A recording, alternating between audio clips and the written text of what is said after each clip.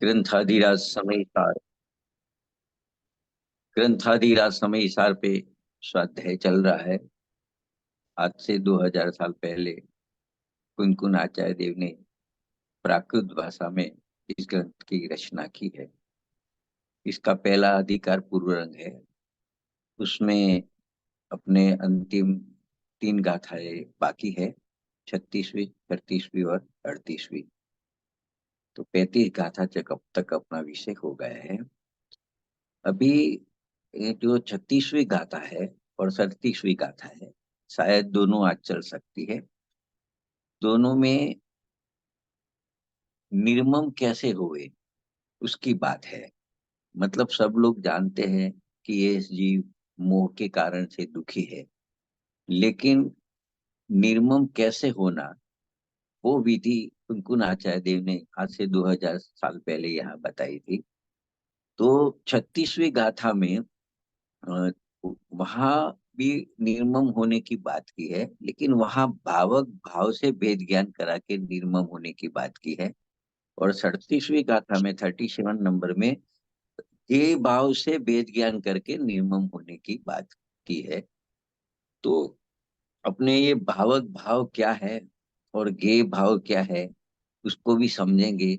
और उससे भिन्न अपना ज्ञायक भाव क्या है, उसकी भी बात आएगी। और निर्मम कैसे होएंगे उसकी बात भी इसमें आएगी।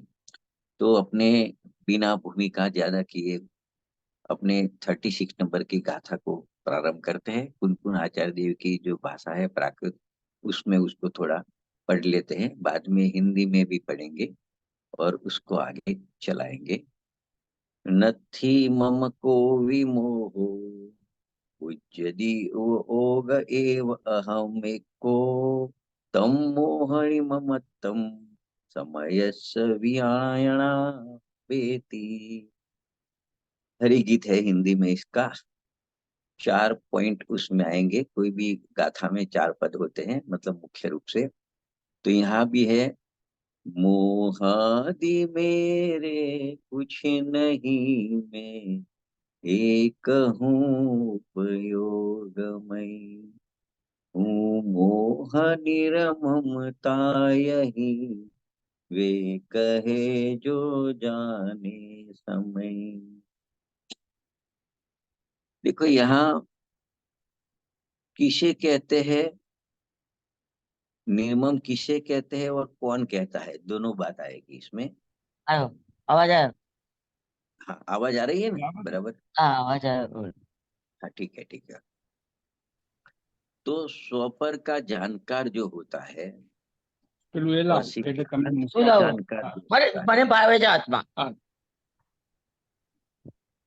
स्वपर का जानकार जो है और सिद्धांत का जानकार जो है, वो कह रहे हैं कि जो स्वपर को जानता है और सिद्धांत को जानता है, वही निर्मम है। तो क्या जानता है, कि वो ऐसा जानता है कि मैं तो एक उपयोगमय ही हूं। एक बात, मोह मेरा कुछ भी नहीं है, ऐसा जो जानता है, उसे उसे स्वपर के भेद को जानने वाले, सिद्धांत के जानने वाले जो सर्वज्ञ भगवान है, वो उसे निर्मोह कहते हैं। इस प्रकार से इसकी गाथा का भाव है 4 पद में। दोबारा मैं बोलता हूं उसको, कि स्वपर और सिद्धांत के जानकार आचार्य देव ऐसा कहते हैं कि मोह मेरा कुछ भी नहीं है, मैं तो एक उपयोगमय ही हूं। ऐसा जो जानता है, वह मोह से निर्मम है। तो मोह से निर्मम किस प्रकार जीव होता है, तो उसके लिए आचार्य भगवान कहते हैं, मैं दोबारा रिपीट करता हूं, कि मोह मेरा कुछ भी नहीं है, मैं तो एक उपयोगमय हूं। ऐसा जो जानता है, वह मोह से निर्मम है। बस निर्मम होने में भी जानना है। जैसे 34वीं गाथा में प्रत्याख्यान, त्याग के लिए भी ये परद्रव्य है ऐसा जानना है। ऐसा उपयोग में जब आता है, ज्ञान में आता है कि ये सब परद्रव्य है, ये मेरा नहीं है, मेरा इसमें कुछ नहीं है, बस ऐसा जाना, ऐसा माना, तो पर द्रव्य का त्यागना भी हो गया तो प्रत्याखान हो गया, तो वहां भी ज्ञान प्रत्याखान है। यहाँ भी ऐसा ही कुछ भाव बनता है कि जब ऐसा जानता है, क्या जानता है कि मोह मेरा कुछ भी नहीं है, नहीं है, मैं तो एक उपयोग हूं, ऐसा जो जानता है बस वह मोह से निर्मम है, वह ज्ञान ही मोह से निर्मम है। तो ये एक दूसरी बात इसमें है। आगे थोड़े चले इसमें, तो एक बात यह है कि जो चौथा पद है गाथा का, कि वे कहे जो जाने समय, मतलब एक समय नाम का शब्द पड़ा है गाथा में। तो समय में क्या होता है कि समय के बहुत अर्थ होते हैं। जैसे समय का अर्थ एक आत्मा भी होता है, समय का अर्थ सिद्धांत भी होता है, समय का अर्थ काल भी होता है, समय का अर्थ शास्त्र भी होता है, समय का अर्थ स्वपर के वेद को जानने वाला, उसको भिन्न भिन्न जानने वाला, ऐसा भी होता है। ऐसे भी अनेक समय के अर्थ होते हैं, जो ग्रंथ के शुरुआत में अपने उसकी चर्चा भी की थी कि समय के किस प्रकार से कितने अर्थ होते हैं। यहाँ क्या अर्थ है, समय का अर्थ क्या लिया है, समय शब्द पड़ा है, यहाँ ऐसा अर्थ लिया है कि जो स्वपर को जानता है, भिन्न भिन्न जानता है, सिद्धांत को जो जानता है, उसे आचार्य देव समय कहते हैं। मतलब समय का अर्थ यानी आत्मा तो खरा, लेकिन कैसा आत्मा, वो जो स्वपर के भेद को जानता है, जो आत्मा, उसको समय कहा है। जैसे तीसरी गाथा में भी समय शब्द अर्थ का द्रव्य किया था, लेकिन वहां छह द्रव्य लिया था कि जो जानता है, जो परिणमता है, वो समय है, उतना अर्थ किया था। तो उसमें छह द्रव्य परिणमनशील है, तो छह द्रव्य उसका अर्थ हुआ था। दूसरी गाथा में एक कंडीशन ऐसी थी समय की कि जो जानता है और परिणमन करता है वो समय है। तो छह द्रव्य में से खाली जीव, जीव नामना का पदार्थ ऐसा है कि जो परिणमन करने के साथ जानता है, बाकी के द्रव्य परिणमन तो करते हैं लेकिन जानते नहीं है। और यहाँ पे कहता है जो परिणमन तो करता है लेकिन साथ में जानता है, वो समय। तो वहां भी समय का अर्थ जीव आत्मा ऐसा किया था। यहाँ भी समय का अर्थ वही लेना है आत्मा, लेकिन यहाँ ये कहना है कि जानता है, क्या जानता है कि स्वपर को भिन्न भिन्न जानता है, जो सिद्धांत को जानता है वह समय है। तो समय का अर्थ यहाँ पे इस गाथा में इस प्रकार से आचार्य देव ने किया है। अभी उसको आगे थोड़े चलेंगे इस गाथा को गहराई से समझने के लिए।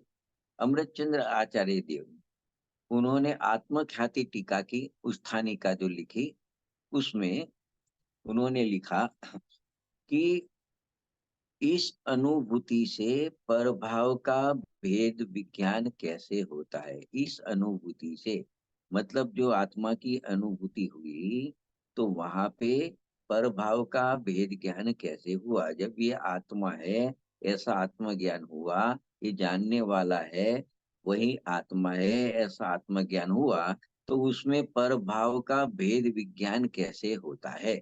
आत्मा को जाना तो पर से भिन्न ज्ञान कैसे होता है। तो ऐसी आशंका करके पहले भावक भाव से वेद ज्ञान कराते हैं। दो प्रकार का वेद ज्ञान आएगा, मैंने शुरुआत में ही कहा। ये 36वीं गाथा में भावक भाव से वेद ज्ञान कराएंगे, तो भावक भाव को पर में डाला, भावक भाव को पर में डाला। तो भावक भाव क्या है वो भी समझेंगे अभी आगे। और इसके बाद की 37वीं गाथा में गे भाव से भेद ज्ञान कराए, तो गे भाव में कौन आएगा, क्या आएगा, उसको भी आगे की गाथा में समझेंगे। अभी तो पहले ऐसा कहा कि ये जाननार आत्मा है, ऐसी जब अनुभूति होती है, उसमें पर से भेद ज्ञान कैसे होता है, ऐसा एक समझो मानो प्रश्न है, उसके उत्तर रूप या उसको समझाने के लिए गाथा लिखी है कुंकराचार्य देव ने। तो वहां यहाँ कहते हैं कि भावक भाव से पहले वेद ज्ञान कैसे होता है, ये बात यहाँ पे बताते हैं अमृतचंद्र आचार्य देव। तो देखो 31वीं गाथा चली थी, 31 नंबर की गाथा, उसमें गे गायक शंकर दोष का परिहार किया था। उसके बाद में 32वीं गाथा है, निश्चय स्तुति वाली गाथा थी, ये सब तीन निश्चय स्तुति वाली गाथा थी। 32वीं गाथा में भाव्य भावक शंकर दोष का परिहार की बात आई थी। अभी यहाँ 36वीं गाथा है, उसमें पहले भावक भाव से वेद विज्ञान कराते हैं। और इसके बाद में सड़तीसवीं गाथा आएगी 37 नंबर की, उसमें गे भावों से वेद ज्ञान कराएंगे। तो किस प्रकार से वेद ज्ञान होता है, जब जानने वाला आत्मा है ऐसी अनुभूति होती है, तो आत्मा के अलावा जितने भी पर भाव है, पर है, उससे कैसे वेद ज्ञान होता है, मूल मूल बात ये है। तो उसके उत्तर रूप एक गाथा है, तो उसमें पहले इस गाथा में कैसे भावक भाव से वेद ज्ञान किस प्रकार होएगा, इसकी बात यहाँ करेंगे। देखो, ये अमृत चंद्र आचार्य देवी 8 में बात करते हैं। नीचे एक भावार्थ आता है मूल ग्रंथ में, समय सार ग्रंथ में, वो पंडित जयचंद जी छावड़ा साहब ने लिखा है। तो छावड़ा साहब क्या लिखते हैं कि यह मोह कर्म जड़ पुद्गल द्रव्य है। देखो, अभी भाव भाव को थोड़े खोलने की कोशिश कर रहे हैं अपने, क्योंकि वेद विज्ञान भावक भाव से करना है, आत्मा का, ज्ञायक का। तो पंडित जयचंद जी साहब का कथन इस प्रकार से मिलेगा आपको ग्रंथ में कि यह मोह कर्म जड़ पुद्गल द्रव्य है। मतलब मोहनी कर्म की, यहाँ मोह से निर्मम होने की बात है ना, तो मोह कर्म की बात करते हैं कि मोह कर्म है वो जड़ पुद्गल द्रव्य है। और वो जो मोह कर्म है उसका उदय होता है, तो वो कलुष भाव रूप उसका उदय होता है। मोहनी कर्म का उदय कलुष भाव रूप, कलुषित भाव रूप उदय उसका होता है। तो वो जो कलुषित भाव है वो मोह कर्म का भाव है, उद्गल का ही विकार है। उसको ही भावक का भाव कहते हैं। देखो, भावक का भाव किसे कहेंगे, तो पहले तो मोहनी कर्म को टच किया, घातिया कर्म को नहीं लिया। घातिया कर्म में भी मोहनी कर्म लिया। अभी वो मोहनी कर्म है वो जड़ पुद्गल है पहले, एक बात ये है। दूसरी बात, वो मोहनी कर्म का जब उदय आता है तो उसका कैसा भाव होता है, तो उसका भाव कलुष भाव रूप वो उदय होता है।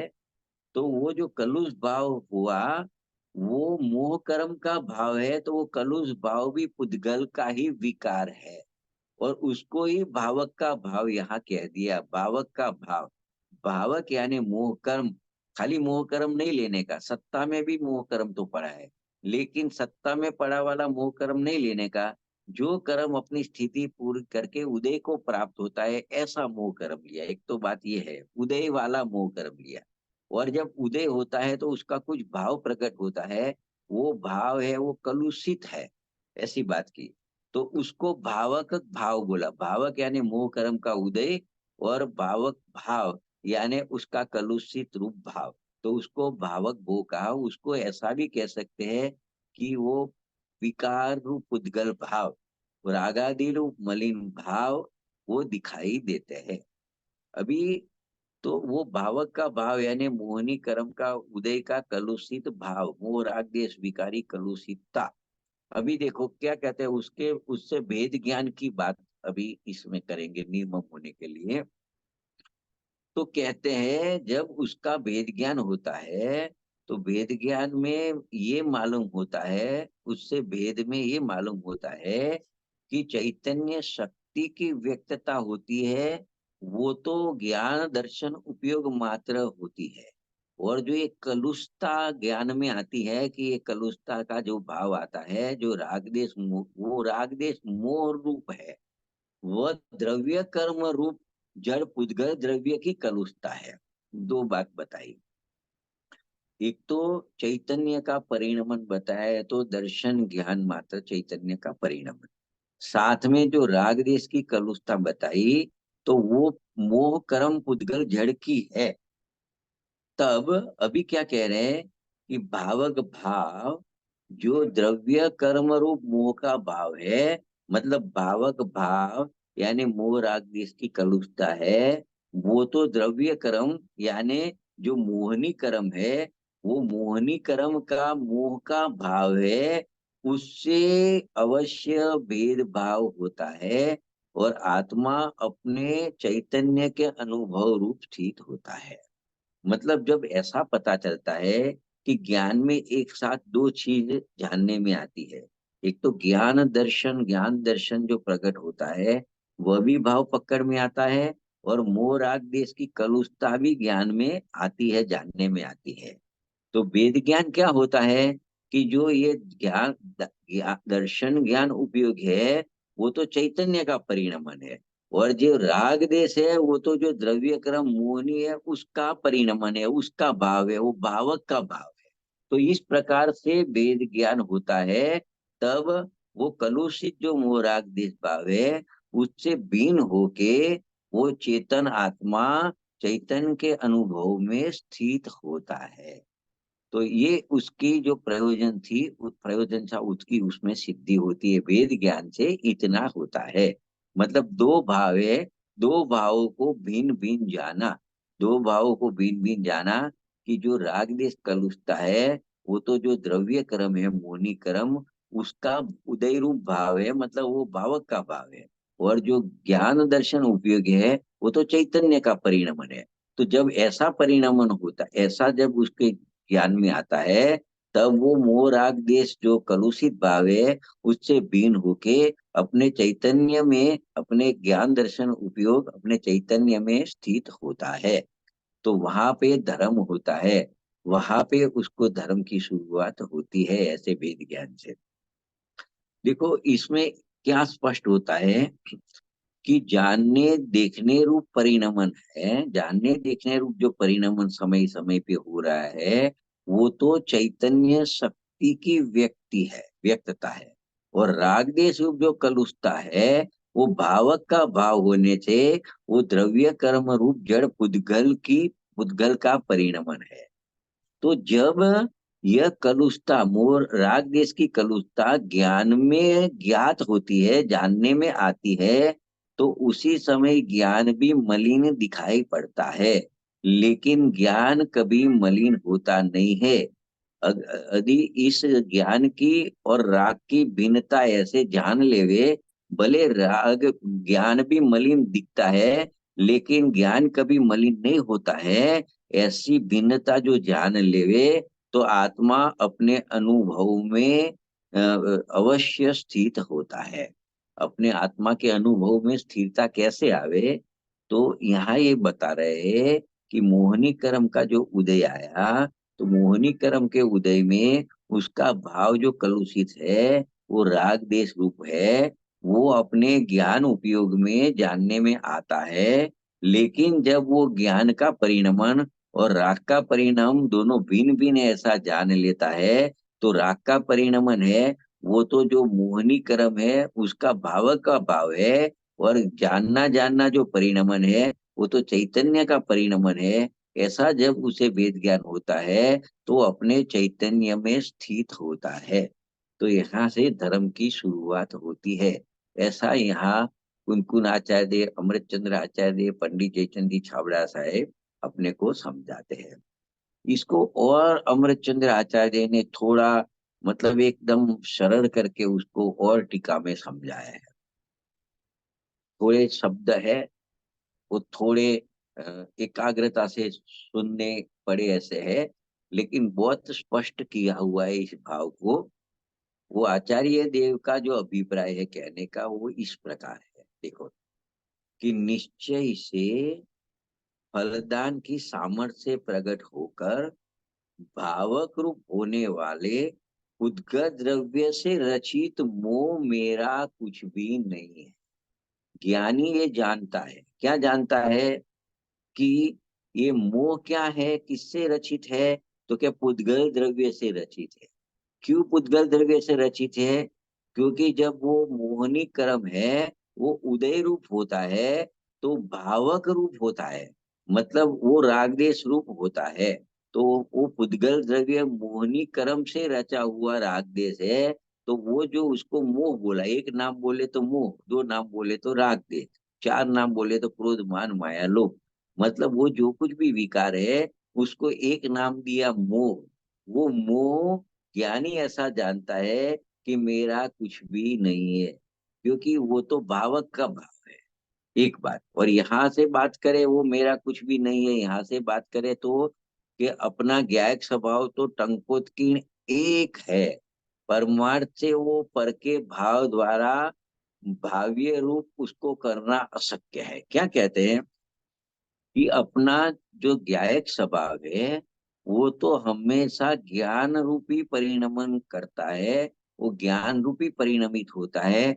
उसको पर के भाव जैसा परिणमन कराया जाता नहीं है।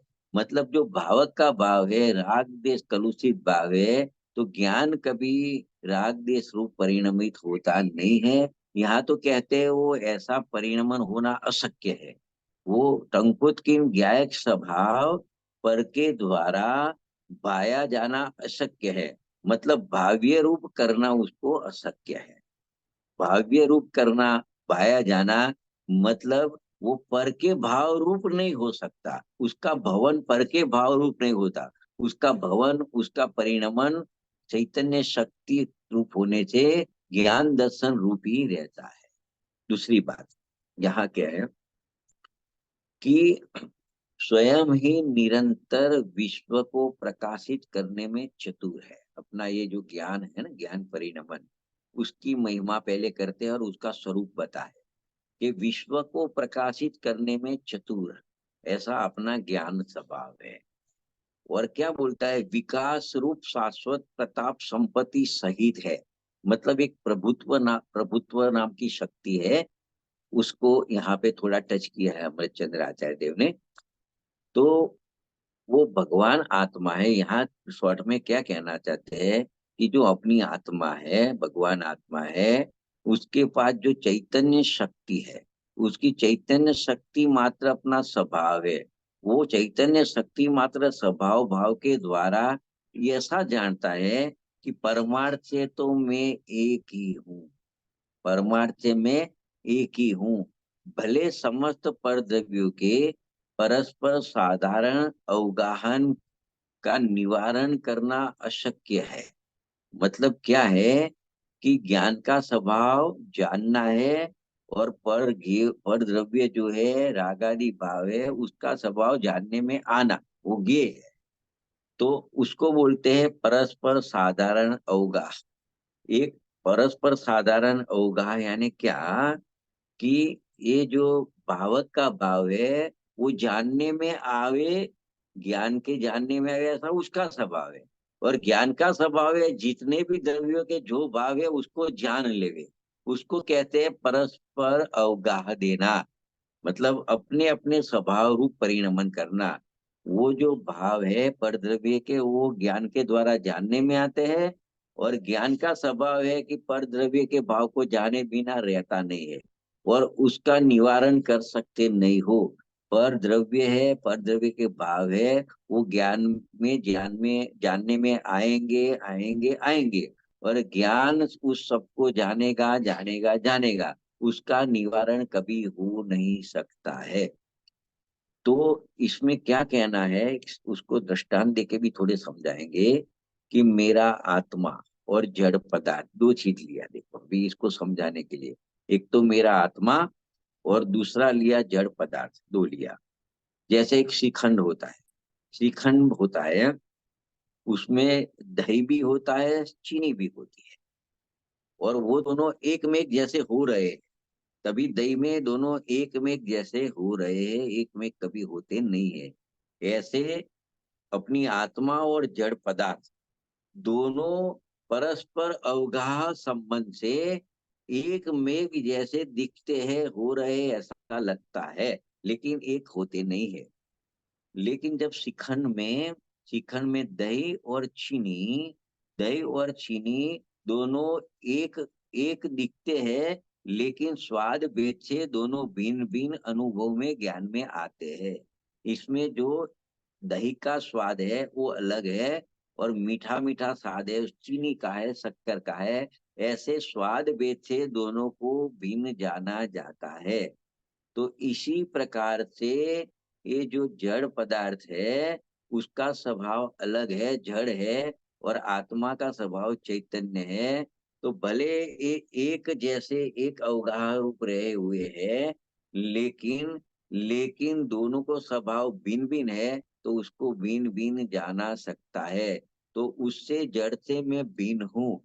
तो जड़ के मतलब मोह से मैं भिन्न हूँ, मतलब मैं निर्मम ही हूँ। मोह से मैं निर्मम ही हूँ।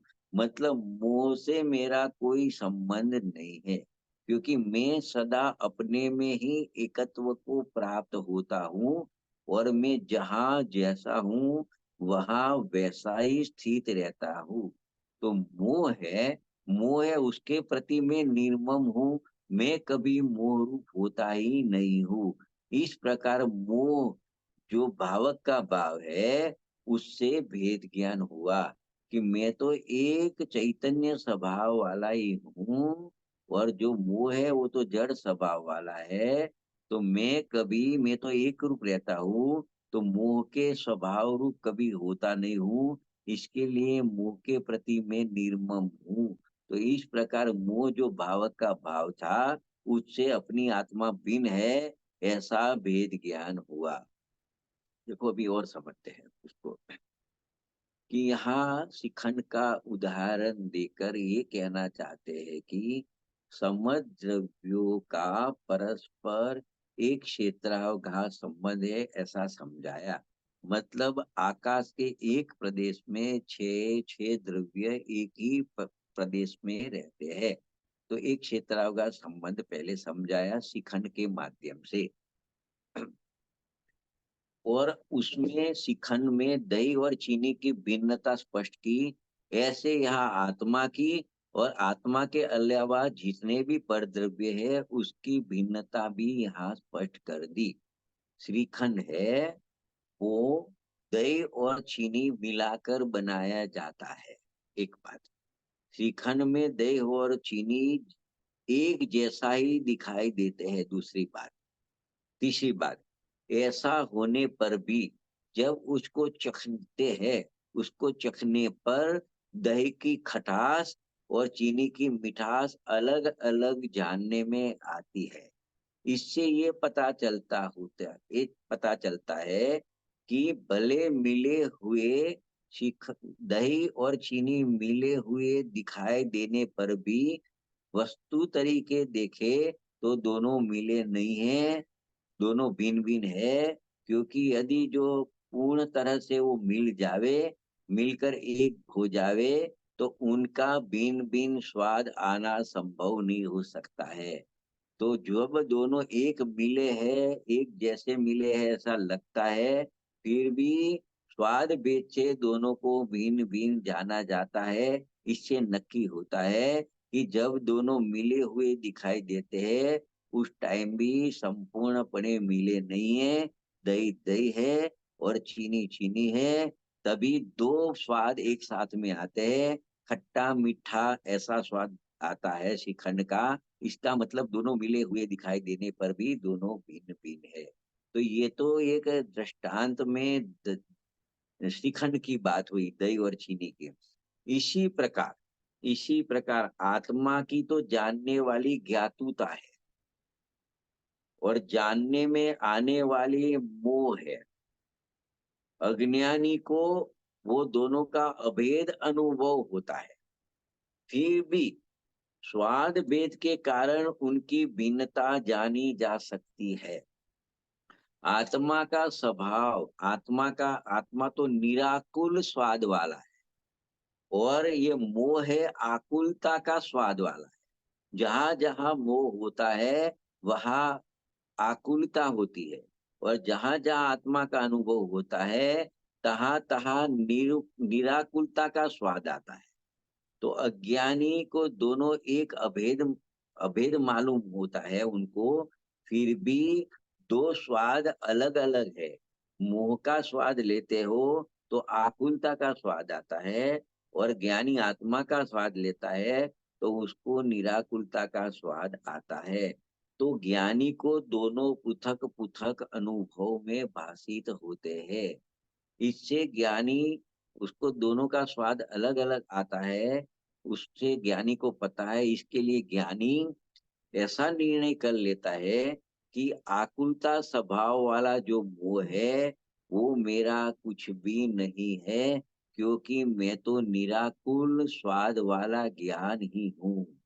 इसको ज्ञानी जन मोह से ऐसा जो जानता है, ऐसा अनुभव करता है, ऐसी श्रद्धा करता है, ऐसी इसे ज्ञानी जन उससे मोह से निर्ममता कहते हैं। तो मोह से निर्मम किस प्रकार होता है जीव, उसको शिखंड के दृष्टांत के माध्यम से ये बात को आचार्य देवश्री ने समझाया। इसी बात को पूज्य गुरुदेव श्री भी समझाते हैं और सरल करके उसको समझाते हैं। तो उसको किस प्रकार समझाते हैं, देखो स्वामी जी क्या कहते हैं, पूज्य कांजी स्वामी यहाँ कहते हैं कि उद्गल द्रव्य, देखो दूसरी तरफ से बात है, उद्गल द्रव्य भावक रूप होकर मोह की रचना करता है। देखो एक नाम मोह दिया है, उसमें राग देश क्रोध मान माया लोभ ले लेना, आगे जाके तो समस्त पर द्रव्य ले लेना, मोह में समस्त पर द्रव्य लेना, ऐसा अर्थ आचार्य भगवान ने किया है ये गाथा के बाद में।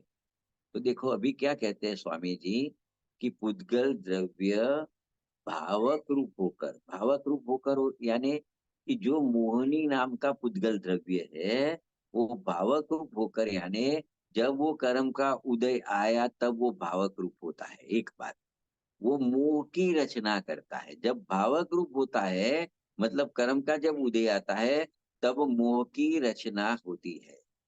यहाँ जो मोह की बात है वो चारित्र मोह की अपेक्षा से मोह की बात है, मतलब दर्शन मोह की बात नहीं है, चारित्र मोह की बात है। मतलब सम्यक दर्शन के बाद की यहाँ पे बात चल रही है, क्योंकि वेद ज्ञान सच्चा तो ज्ञानी को होता है, सम्यक दर्शन होने के बाद होता है। तो यहाँ जो मोह की बात है वो चारित्र मोह की बात है, दर्शन मोह की बात है, मिथ्यात्व वाली बात नहीं है। ऐसा देखो, तो यहाँ जो मोह की बात है वो चारित्र मोह की अपेक्षा से है, मतलब सम्यक दर्शन के बाद की बात है। क्या कहते हैं कि बहुत सरल भाषा में समझाया है कि जो ज्ञान है ना, मतलब अपना ज्ञान भाव, जानने वाला भाव, तो पर उसको ऐसा कहा पर की और झुकने वाला भाव। जो भाव पर की ओर झुकता है, आत्मा का भाव है लेकिन पर की ओर झुकता है, वो राग देश है, वो मोह है। एकदम सिंपल परिभाषा बताई मोह की। जो ज्ञान पर की ओर झुकता है उसको राग देश मोह कह दिया। तो ज्ञानी कहता है जितना उपयोग पर की ओर गया ना तो मोह हुआ, राग हुआ, तो वो उससे मेरा कोई संबंध नहीं है। वो ऐसे ऐसा जो पर की ओर जो झुका, अपना जो भाव पर की ओर झुका, वो मोह राग देश रूप है, तो उससे मेरा कोई भी संबंध नहीं है। मतलब पर की ओर जो सजाग रहने का भाव है वह मेरा नहीं है, परंतु अपने स्वभाव की ओर सजग रहने का जो भाव है वही मेरा है। मतलब भावक रूप मोह कर्म और उसकी ओर झुकने वाले भावों के साथ मेरा कोई भी संबंध नहीं। मतलब जितना उसको अस्थिरता रहती है पर तरफ वो झुकता है, मतलब पर का वो लक्ष्य होता है, तो राग होता है, तो कहते हैं वो मेरा भाव है ही नहीं है, वो तो पुद्गल का भाव है, भावक का भाव है। क्योंकि मैं तो एक चैतन्य धातु ज्ञायक स्वभाव रूप हूँ, और ऐसे ज्ञायक स्वभाव का परमार्थ से देखा जावे तो परभाव रूप होना या भाव्य रूप होना या विकार रूप होना और राग रूप देश रूप होना अशक्य है। कि मेरा जो ज्ञायक भाव है वो तो ज्ञान रूप ही रहता है, वो कभी राग जो पर का भाव है, भावक का भाव है, उस रूप कभी होता ही नहीं। ऐसा होना अशक्य है, ऐसा ज्ञानी का चिंतन चलता है। तो जिस प्रकार कर्म भावक रूप होता है, मतलब जब कर्म उदय रूप होता है और जो राग देश की रचना होती है तब मोह होता है, इसी प्रकार मैं ज्ञान दर्शन उपयोग स्वभावी तत्व हूँ, जिससे मेरी पर्याय में ज्ञान दर्शन शक्ति की विकटता होती है।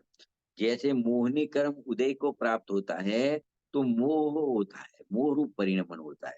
ऐसे ऐसे मैं ज्ञान दर्शन उपयोग स्वभावी तत्व हूँ, तो मेरी पर्याय में ज्ञान दर्शन शक्ति की ही व्यक्तता होती है। वह व्यक्तता यानी वह उपयोग वो मेरी चीज है, किंतु जो मोह है वो मेरी चीज नहीं है। मतलब कर्म के निमित्त से हुआ राग देश का परिणाम है, जो उपयोग में झलकता है, पर वह मैं नहीं हूँ, क्योंकि मैं तो एक ज्ञायक स्वभाव भाव रूप शुद्ध चैतन्य उपयोग स्वभावी वस्तु हूँ। वो विकार रूप होना, उसका विकार रूप होना अशक्य है। तो ऐसा स्वामी जी समझाते हैं कि मैं तो चैतन्य शक्ति स्वभाव वाला तत्व हूँ, इसीलिए मेरा जो विकास होएगा, वो यानी मेरा जो प्रगटपना होएगा, वो जानने देखने के परिणाम रूपी होएगा। लेकिन भाव कर्म के निमित्त से जो विकार होता है, उस प्रकार का मेरा कभी विकास यानी प्रगटपना होता नहीं है। पर्याय में भी विकार न हो, द्रव्य में तो विकार नहीं है, मेरे कोई गुण में तो विकार नहीं है, लेकिन पर्याय में भी विकार न हो, ऐसा मेरा स्वरूप है। वो शक्ति रूप से तो आत्मा क्या है कि है, किंतु उसकी जो व्यक्तता प्रगटता होती है, वह भी दर्शन ज्ञान उपयोग स्वरूप ही होती है, वो कभी राग रूप होती नहीं है। तो इस प्रकार से अमृतचंद्र आचार्य देव ने, पंडित जयचंद जी साबड़ा साहेब ने और पूज्य गुरुदेव श्री ने इसके भाव को बराबर समझाया है। अभी आचार्य जयसेन जी इस प्रकार से उसको समझाया है उनको कि उन्होंने ऐसे याद किया, आगे की गाथा को याद किया, 34 नंबर की गाथा को याद किया। उन्होंने कहा कि पूर्व गाथा में 34 नंबर की गाथा में जी स्वसंवेदन ज्ञान को प्रत्याख्यान कहा था। स्वसंवेदन ज्ञान मतलब जिस ज्ञान में अपना स्व आत्मा जानने वाला जानने में आता है, वह स्वसंवेदन ज्ञान है। तो जब अपना आत्मा ही ज्ञान में आया, तो वो स्व तरीके जानने में आया, तो पर मेरा कुछ नहीं है ऐसा जानने में आया। तो जो पर द्रव्य मेरा है ऐसा जो पहले भाव था, उसका त्याग हो गया। तो वो त्याग भाव प्रकट हुआ, वो प्रत्याखान है। तो वो ससंवेदन ज्ञान को ही प्रत्याखान कहा था। तो यहाँ पे उसे ही निर्ममत्व या निर्मोहत्व भाव कहते हैं। उसी ज्ञान को निर्ममत्व और निर्मम या निर्मोहत्व भाव कहने में आता है। अभी वहां पे भी जीत मोह और क्षीण मोह, वो दो गाथा में एक बात आई थी कि वहां जो मोह शब्द था, 31 32 33 गाथा वाली बात, उसको टच किया है जयसेन आचार्य देव ने। तो वहां मोह के स्थान पर राग लिया था, द्वेष लिया था, क्रोध लिया था, मान लिया था। ऐसे अलग अलग मोह के नाम बदल के रखे थे। ऐसे 16 पद लिखे थे उसमें, और 16 गाथा वहां पे बनाई थी अपने। तो उसी प्रकार यहाँ भी कि जो मोहादि मेरे कुछ भी नहीं, ऐसा जो गाथा है, उसकी जगह पे रागादि मेरा कुछ भी नहीं। बस फिर आएगा द्वेषादि मेरे कुछ नहीं, पहला पद बदल जाएगा, बाकी के 3 पद वही के वही रहेंगे। तो जो मोह से शुरुआत होती है कि मोहादि मेरे कुछ नहीं, मैं एक हूँ उपयोगमयी, मैं मोह निर्ममता यही, वे कहे जो जाने समय। तो वहां मोह की जगह पे राग आदि लेना, और राग निर्मम, वहां मोह निर्ममता था, यहाँ राग निर्ममता लेना। फिर द्वेषादि लेना, फिर द्वेष निर्ममता लेना, फिर क्रोधादि लेना और क्रोध से निर्ममता के लेने का। तो इस प्रकार से 16 पद अपने 16 पद से 16 गाथा, इसी 36 नंबर की गाथा में मोह की जगह पे अलग अलग 16 पद रख के इतनी 16 गाथा बना सकते हैं। और भी पद रख के और भी गाथाएं इस प्रकार से बन सकती है। ये गाथा का भाव शॉर्ट में ये निकला कि कर्म भावक है और राग उसका भाव्य है। मूल तो कर्म भावक है और राग वो कर्म का भाव्य है। वह राग मैं नहीं हूं, क्योंकि मैं तो एक ज्ञायक भाव हूं। यद्यपि वह राग मेरे ज्ञान में ज्ञात होने योग्य है, तथापि वह राग मेरे ज्ञान में तद्रूप हो जावे, ऐसा मेरा स्वभाव नहीं है। तो इसी प्रकार राग की जगह पे द्वेष रख के, क्रोध रख के, मान रख के, माया रख के और भी लेके ऐसा वेद ज्ञान निरंतर करना चाहिए कि जैसे राग जो है, जो कर्म भावक है, राग उसका भाव्य है, वह राग मैं नहीं हूं, क्योंकि मैं तो एक ज्ञायक भाव हूँ। यद्यपि राग मेरे ज्ञान में जानने में आने योग्य है, फिर भी राग मेरे ज्ञान में तद्रूप हो जावे, ऐसा मेरा स्वभाव नहीं है। इस प्रकार से राग की जगह पे द्वेष, क्रोध, मान, माया वगैरह पद रख के इस प्रकार से वेद ज्ञान करने की सलाह जैसन आचार्य देव यहाँ पे देते हैं। तो इस प्रकार से 16 गाथा नहीं, इस प्रकार से और भी कितनी भी गाथा बन सकती है, ऐसा अमृतचंद्र आचार्य देव का भी आदेश है और जयसेन आचार्य देव का भी आदेश है। जयसेन आचार्य देव तो यहाँ कहते हैं कि जो विभाव भाव है अपने यहाँ खाली मोह, राग, देश, क्रोध, मान, माया, लोभ तक सीमित करते हैं, लेकिन विभाव भाव तो असंख्यात लोक प्रमाण भाव है। तो इतनी असंख्यात गाथाएं इसकी बनाई जा सकती है, लेकिन इतनी गाथा बनाना तो अपने से संभव नहीं है। लेकिन जितना अपना सामर्थ्य है, तो वो भावक भाव से वेद ज्ञान करने के लिए इतनी गाथाएं बना के, गाथा बना के अपने को वेद ज्ञान करना चाहिए। तो इस प्रकार हास्य आदि रख सकते हैं कि हास्य आदि मेरे कुछ नहीं, मैं एक उपयोगमय हूँ। है हास्य निर्ममता यही वे कहे जो जाने समय, इस तरह रति ले सकते हैं, रति आदि मेरे कुछ नहीं, उसमें रति निर्ममता आएगी। फिर अरति आदि मेरे कुछ नहीं, उसमें अरति की निर्ममता आएगी। फिर शोकादि मेरे कुछ नहीं, शोक निर्ममता उसमें आएगी। इस प्रकार से गाथा बनाते जाओ, और वो मेरा कुछ नहीं है, वो मेरा कुछ नहीं है। क्यों? क्योंकि मैं तो एक उपयोगमय हूँ। मतलब मैं स्वभाव से तो उपयोगमय हूँ, लेकिन मेरा परिणमन भी उपयोगमय ज्ञान दर्शन रूपी होता है। राग रूप, द्वेष रूप, शोक रूप, रति रूप, अरति रूप कभी होता ही नहीं है, क्योंकि मैं तो एक उपयोगमय हूँ।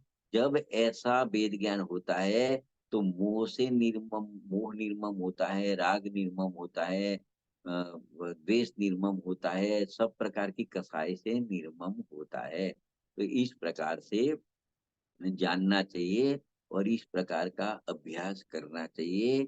तो वही है ना, मोह से दुखी है, लेकिन निर्मम कैसे होए, मोह से रहित कैसे होए। तो जो मोह भाव है वो मेरा ज्ञायक का भाव नहीं है, ज्ञायक का भाव तो ज्ञान रूप है, वो कभी मोह रूप हुआ ही नहीं है। उसको जो ऐसा जानता है उसको ही निर्मम हुआ ऐसा कहने में आता है। क्योंकि जब मोह भाव से वो भिन्न पड़ता है, तो अपनी आत्मा में स्थित होता है और अपनी आत्मा का अनुभव करता है। तो उस वो इस प्रकार से निर्मम होता है, मोह से निर्मम होता है। मतलब सब प्रकार के जो भावक के भाव है, विकार भाव है, उससे उसको उसकी ममता से रहित होता है और अपनी आत्मा के अनुभव में स्थित होता है। इसी भाव को पुष्ट करने के लिए एक कलश और अमृतचंद्र आचार्य देव लिखते हैं। वो कलश छोटा है, इसमें का भाव मैं पढ़ता हूँ, कलश भी पढ़ लेता हूँ, हिंदी में पढ़ लेता हूँ मैं। हरि की सब और से चैतन्यमय निज भाव से भरपूर हूँ। जहां से देखो वहां से मैं तो चैतन्य चैतन्य चैतन्य भासी रहे रे। मतलब जहां से देखो मेरी आत्मा को, वो तो मेरे को चैतन्य में ही दिखता है। ऐसा मेरा निज भाव है, उससे मैं भरपूर हूँ। मैं स्वयं ही इस लोक में निज भाव का अनुभव करूं।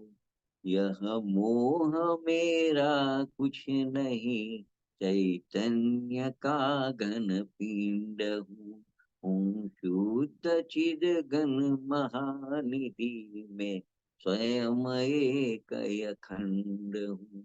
ये 30 नंबर का जो कलश है, स्वागताछंद में है संस्कृत में, उसका हिंदी भाषांतर किया हुआ है।